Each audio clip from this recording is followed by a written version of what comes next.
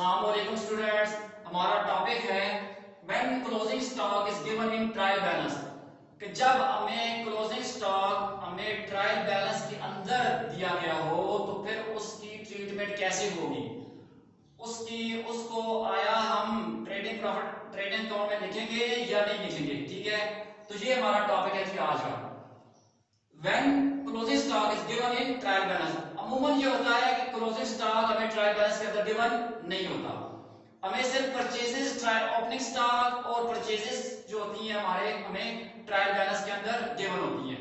ठीक है, closing stock हमें ट्रायल बैलेंस के अंदर गिवन नहीं होता, क्योंकि ट्रायल बैलेंस बना जब तक हम ट्रायल बैलेंस यानी साल जब खत्म होता है तो उस वक्त हम देखते हैं कि हमारे गोदाम के अंदर अनसोल्ड गुड्स कितनी की पड़ी हुई हैं, तो उस वक्त हम उनको एवेल्युएट करते हैं, उनकी कीमत का अंदाजा लगाते हैं कि कितनी की वो चीजें हैं। ठीक है, तो ट्रायल बैलेंस बनाने के बाद ये मामला होता है, यानी हम ट्रायल बैलेंस वाला बना चुके होते हैं, तो अब जब साल के आखिर में जाकर अकाउंटिंग पीरियड के आखिर में जाकर गोदाम में देखते हैं कि हमारे पास अनसोल्ड गुड्स कितने की हैं, उनकी वैल्यू मालूम करके हम क्लोजिंग स्टॉक क्या करते हैं, उसको क्लोजिंग स्टॉक का नाम दे देते हैं। ठीक है, तो बिलफर्ज अगर ये हमें ट्रायल बैलेंस के अंदर दिया हुआ है, ठीक है, देखें ये हमारे पास trading profit and loss account है। ठीक है,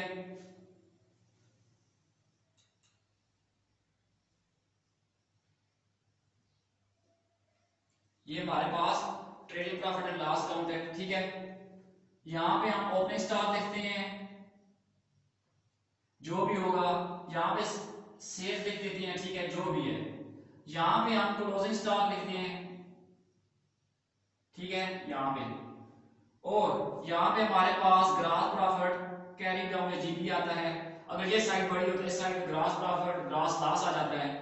ये हमारे पास क्या है, trading and profit and loss account. ठीक है, ये इसकी क्रेडिट साइड है, ये डेबिट साइड है। इन बातों को फिलहाल रहने दें। हमारा टॉपिक ये है कि जब क्लोजिंग स्टॉक ट्रायल बैलेंस के अंदर दिया हो, फर्ज करते हैं कि हमारे पास परचेजेस हैं, हमने परचेजेस किए हैं। ठीक है, फर्जी बात है, कितने की हैं जी, फर्ज करें कि 10,000 रुपए की थी। ठीक है, ये आ रहा है। अब क्या हुआ, परचेजेस हमने 10,000 की हैं, फर्ज करें इसमें से 9,000 की चीजें हमने बेच दी हैं, 9,000 की चीजें हमने बेच दी हैं, और 9,000 की चीजें हमने कितने की बेची हैं, फर्ज करते हैं इसमें से 9,000 की चीजें उठाकर हमने क्या किया कि 12,000 की बेच दी है। ठीक है, तो सेल 12,000 रुपए आ गए हमारे पास। अब अगर हम क्या करते हैं कि 12,000 में से ये माइनस करते हैं तो ये हमारे पास क्या आ जाएगा, प्रॉफिट 2,000 आएगा, जो गलत होगा, क्योंकि 12,000 में से उसकी कॉस्ट 9,000 माइनस करनी चाहिए। ठीक है, तो 3,000 यहाँ पे प्रॉफिट आना चाहिए। अब क्या हुआ कि यहाँ पे हमने 1,000 का क्लोजिंग स्टॉक लिखना है, तो 13,000 में से 10,000 माइनस करेंगे तो हमारे पास 30,000 प्रॉफिट आएगा। ठीक है, 30,000, क्योंकि 9,000 की चीजें हमने 12,000 में बेची है, तो 3,000 प्रॉफिट हमारा सीधा सीधा बनता है। ठीक है, अब ये हुआ क्लोजिंग स्टॉक को यहाँ पे लिखने का एक मकसद तो ये है कि ये ओवर रिटर्न है। ठीक है, यानी ये जितने की चीजें बिकी हैं उससे 1,000 ज्यादा लिखी हुई है। ठीक है, तो वो हमने इधर एडजस्ट कर दिया। अब हमारा क्वेश्चन ये है कि जब ट्रायल बैलेंस के अंदर क्लोजिंग स्टॉक दिया हो तो फिर अब क्या होगा कि आपको यहाँ पे लफ्ज परचेजेस और साथ इसके लफ्ज होगा एडजस्टेड। ठीक है, मैं यहाँ पे शार्ट लिख रहा हूं, तो आपके पास परचेजेस ब्रैकेट में होगा एडजस्टेड, या लिखा होगा एडजस्टेड परचेजेस, तो परचेजेस एडजस्ट हुई है। तो बहुत दफा इस तरह से होता है कि परचेजेस को एडजस्ट कर दिया जाता है ट्रायल बैलेंस बनाने से पहले ये हमारा टॉपिक है। तो एंट्री हम क्या करते हैं उस वक्त कि जब क्लोजिंग स्टॉक की, अच्छा, ट्रायल बैलेंस में वही चीज आती है जिसकी एंट्री हुई हो जर्नल के अंदर, जर्नल से लेजर में, लेजर से ट्रायल बैलेंस में। तो क्लोजिंग स्टॉक अगर ट्रायल बैलेंस में आया है तो इसका मकसद ये हुआ कि ये एंट्री हुई आपके पास। ठीक है, क्लोजिंग स्टॉक अकाउंट डेबिट। ठीक ठीक है, फर्ज करें 1000 के लिए ये टू परचेजेस अकाउंट,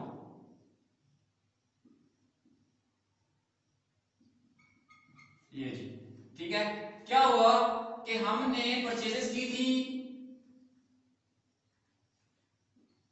10,000 की, नकद पे की, उधार पे की, उस बात को छोड़ दें, ठीक है। ये जी, ये परचेजेस की हैं, यहां पे लिख दी। अब परचेजेस को एडजस्ट कर दिया है क्लोजिंग स्टॉक के अगेंस्ट, ठीक है।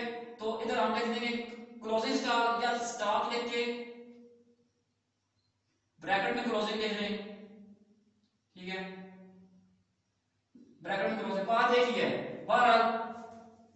तो क्लोजिंग स्टॉक, अब क्या हुआ कि परचेजेस का जब हम टी अकाउंट बनाएंगे, परचेजेस का जब हम टी अकाउंट बनाएंगे तो परचेजेस 10,000 के साथ डेबिट, 1,000 के साथ क्रेडिट, ठीक है, और 10,000 में से गया तो 9,000 का हमारे पास बैलेंस आ गया। तो यहां पे फर्ज करते हैं कि लिखा हुआ है हमारे पास परचेजेस एडजस्टेड 9,000, ठीक है। जब ये 9,000 लिखा हुआ है तो इसका मतलब ये है कि अब आपको यहां पे क्लोजिंग स्टॉक लिखने की जरूरत नहीं है, ठीक है। क्लोजिंग स्टॉक आपको लिखने की जरूरत नहीं है कि ये एडजस्टेड परचेजेस हैं, इनमें से क्लोजिंग स्टॉक डिडक्टेड है, ऑलरेडी माइनस किया हुआ है, लिहाजा क्लोजिंग स्टॉक ये ओवर यानी ओवर रिटर्न नहीं है आप, ठीक है। तो लिहाजा इधर क्लोजिंग स्टॉक लिखने की आप जरूरत बिल्कुल भी नहीं है। ये है कि when closing stock is given in trial balance, जब आपको क्लोजिंग स्टॉक ट्रायल बैलेंस में दिया हो तो आपको परचेजेस के साथ लफ्ज एडजस्टेड भी दिया गया होगा। तो इसका मतलब ये होगा कि आपने trading profit and loss account की इस साइड पे अब क्या करना है कि